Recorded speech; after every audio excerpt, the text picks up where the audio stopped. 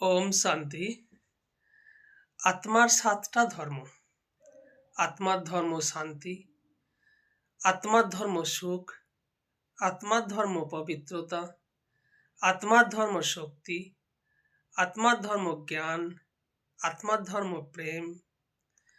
আত্মা যখন এই সাতটা ধর্মে বা সাতটা গুণে ভরপুর হয়ে যাবে, ফুল হয়ে যাবে, 100% হয়ে যাবে, তখন আত্মাকে বলা হবে শতপ্রধান। তখন আত্মার ডিগ্রি বা কলা 16 কলায় পরিণত হবে।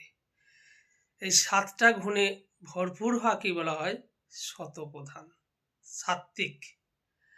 আর আত্মা এখন ডিগ্রি কম হয়ে যাওয়ার জন্যে এখন হয়ে গেছে আত্মা কলিযুগে তমপ্রধান। আত্মা 16 কলা থেকে নামতে নামতে আত্মার কলা রহিত হয়ে গেছে, 0 কলায় পরিণত হয়েছে।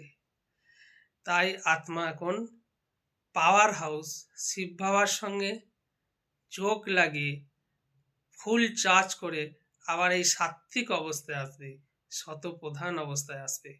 কারণ শিব বাবা জ্ঞানের সাগর, শান্তির সাগর, আনন্দের সাগর, প্রেমের সাগর, শক্তির সাগর।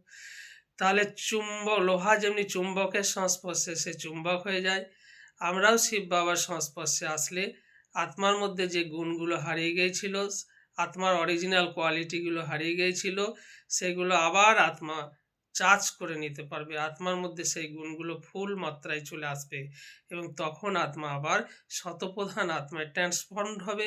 আর শতপ্রধান বা পবিত্র হলে আত্মার মধ্যে সুখ, শান্তি, সব পবিত্রতা সব ফিরে আসবে।